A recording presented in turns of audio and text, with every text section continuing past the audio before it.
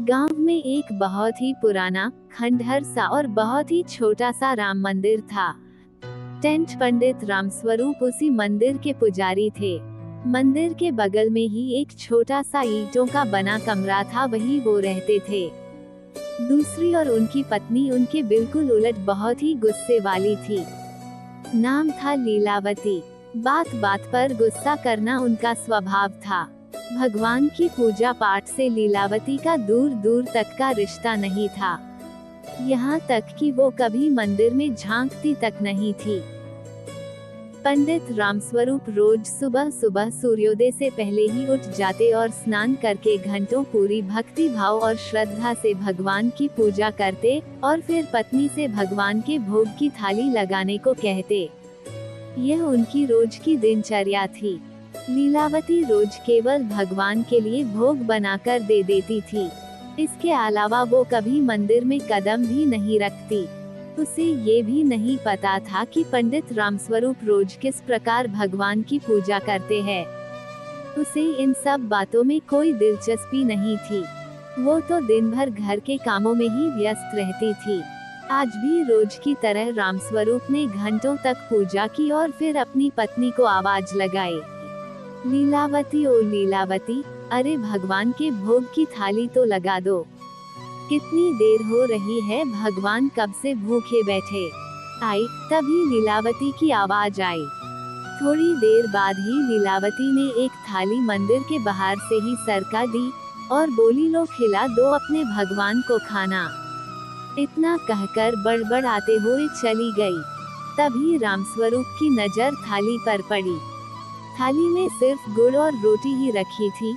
यह देख उन्हें समझते देर न लगी कि आज खाने के लिए कुछ नहीं बचा है। पंडित जी ने भगवान से हाथ जोड़कर माफी मांगी और जो रूखा सूखा भोजन था उसी का भोग लगा दिया। रामस्वरूप पूजा करने के बाद जब बाहर आए तो लीलावती आंगन का झाड़ू लगा रही थी, साथ ही कुछ बड़बड़ा रही थी। अरे लीलावती, सुबह सुबह क्यों बड़बड़ा रही हूँ? कभी कभी भगवान का भी नाम ले लिया करो, थोड़ा पुण्य मिलेगा। रामस्वरूप पंडित ने हंसते हुए लीलावती से कहा। लीलावती लगभग चिल्लाते हुए बोली, तुम ही ले लो पुण्य, हमें नहीं चाहिए। रोज घंटों पूजा पाठ करते हो तो कौन सा भगवान ने तुम्हें तर दिया?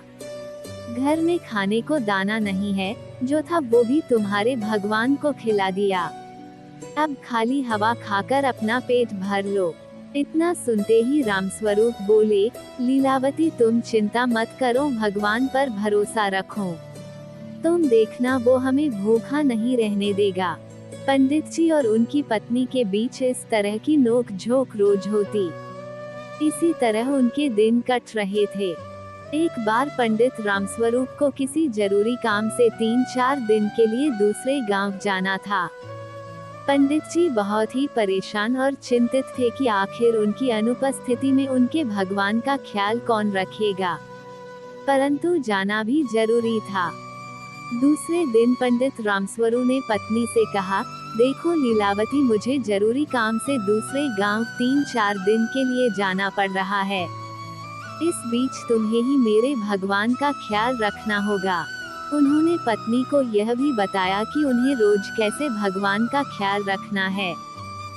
तुम रोज सुबह सबसे पहले भगवान को उठाना, उन्हें स्नान कराकर भोग लगाना और रात्रि होने पर उन्हें सुला देना। लीलावती बीच में ही टोकते हुए बोली, हाँ हाँ मुझे सब पता है, अब जाओ, देर हो जाएगी। दूसरे दिन लीलावती सुबह सुबह उठकर काम करने लगी कि तभी उसे याद आया कि उसे तो भगवान को भी उठाना है। वो मंदिर के अंदर गई और बोली, उठो रामजी, भोर हो गई है, जल्दी उठ जाओ, कहकर वो वापस अपने काम में लग गई। कुछ देर बाद वो फिर मंदिर में गई। उसने देखा भगवान तो अभी भी वही की वही खड़े हैं। वो फिर बोली, अरे रामजी, सुनाई नहीं देता है क्या? उठो, भोर हो गई है, मुझे और भी बहुत सारा काम करना है। लेकिन फिर भी उसने भगवान में कोई हलचल नहीं देखी। अब तक लीलावती गुस्से में लाल हो चुकी थी। उसने भगवान से कहा, मैं आखिरी बार पूछ रही हूँ, तुम उठते हो या नहीं? लेकिन भगवान अब भी मौन खड़े रहे। अब तो लीलावती का गुस्सा 7वें आसमान पर चढ़ गया था। वो गुस्से में बाहर गई और झाड़ू उठा लाई। भगवान को झाड़ू दिखाते हुए बोली, उठ रहे हो कि नहीं? नहीं तो इसी झाड़ू से तुम्हारी। इतना सुनते ही भगवान राम, सीता माता और लक्ष्मण जी तीनों हाथ जोड़े लीलावती के सामने प्रकट हो गए। उन तीनों को देखकर लीलावती बोली, आ गई न अकल ठिकाने पर। इसलिए कहते हैं लातों के भूत बातों से नहीं मानते। तभी श्री राम हाथ जोड़कर बोले, माता हमारे लिए क्या आज्ञा है? जाओ, कुएं पे जाऊं और स्नान कर लो। तब तक मैं भोजन तैयार कर लेती हूँ। और सुनो, अपने वस्त्र भी धो लेना, मेरे पास बहुत काम है। जो आज्ञा माता, कहते हुए श्री राम, माता सीता और लक्ष्मण जी तीनों कुएं की ओर चल दिए। कुछ समय बाद वे वापस आए। तब तक लीलावती खाना बना चुकी थी और उन तीनों का इंतजार कर रही थी। भगवान के आते ही लीलावती ने उन तीनों को भोजन करा दिया और बोली, जाऊं अब मंदिर में बैठ जाऊं। इसके बाद वो अपना बाकी का काम निपटाने लगी। रात हुई तो वो मंदिर में फिर गई और बोली, अरे रात्रि हो गई है, सो जाओ, कब तक खड़े रहोगे? दूसरे दिन भी वह सुबह जब उठाने गई और भगवान 1-2 बार उठाने से नहीं उठे तो वो फिर झाड़ू लेकर आ गई। झाड़ू देखते ही तीनों भगवान प्रकट हो गए और लीलावती के सामने हाथ जोड़कर खड़े हो गए। लीलावती ने फिर उन्हें स्नान के लिए कुएं पर भेजा और भोजन कराकर अपने बाकी के काम निपटाने में लग गई। पंडित रामस्वरूप के आने तक वो रोज इसी तरह भगवान की देखभाल करती रही। पंडित रामस्वरूप जी जब घर आए तो आते ही उन्होंने पत्नी से पूछा, लीलावती तुमने मेरे भगवान का ख्याल ठीक तरह से रखा कि नहीं? लीलावती बोली, हाँ ठीक से रखा, चाहो तो अपने भगवान से ही पूछ लेना। अच्छा तो बताओ कैसे रखा ख्याल? पंडित रामस्वरूप बोले। लीलावती ने उन्हें बताया, रोज सुबह तुम्हारे राम जी को उठाती थी। पहले दिन उठा के थक गई पर वो तीनों उठने का नाम ही नहीं ले रहे थे। फिर मैं झाड़ू लेकर गई। जब मैंने झाड़ू दिखाकर डराया तब कहीं जाकर उठे। इतना सुनते ही रामस्वरूप चिल्ला पड़े, लीलावती ये तुम क्या कह रही हो? तुमने भगवान को झाड़ू से डराया तो क्या करती? वो मेरी बात ही नहीं मान रहे थे। यह सुनते ही पंडित रामस्वरूप सिर पकड़कर बैठ गए। लीलावती ने आगे बताया, उठाने के बाद उन्हें स्नान करने के लिए कुएं पर भेजती थी। उसके बाद भोजन करा देती थी और रात्रि होने पर सुला देती थी। इतना काम ही तो बोला था ना? पंडित रामस्वरूप लीलावती की बातें सुनकर अवाक रह गए। डिजी वह सोच रहे थे, लीलावती ये क्या बोले जा रही है? ये पागल तो नहीं हो गई? उन्होंने लीलावती से पूछा, लीलावती तुम्हारी तबीयत तो ठीक है ना? ये तुम क्या बोले जा रही हो? मेरी तबीयत को क्या होना है?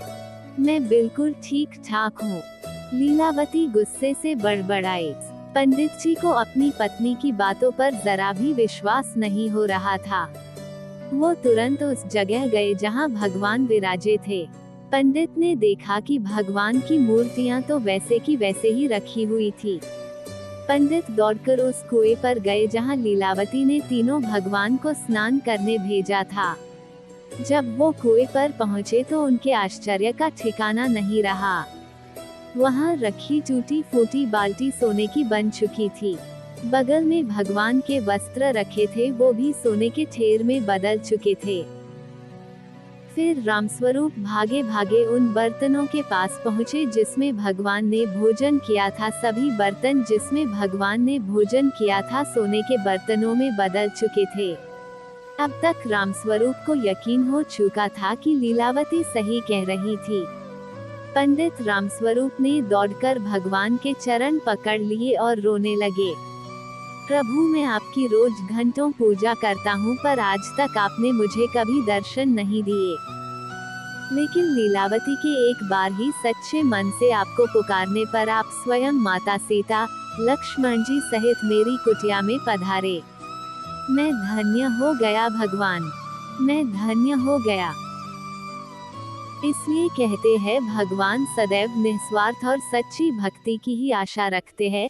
लीलावती भगवान की भक्त नहीं थी, अपितु उसने जो कुछ भी किया निस्वार्थ भाव से किया, क्योंकि उसके पति उसे भगवान का ख्याल रखने को कह गए थे और वो वही कर रही थी।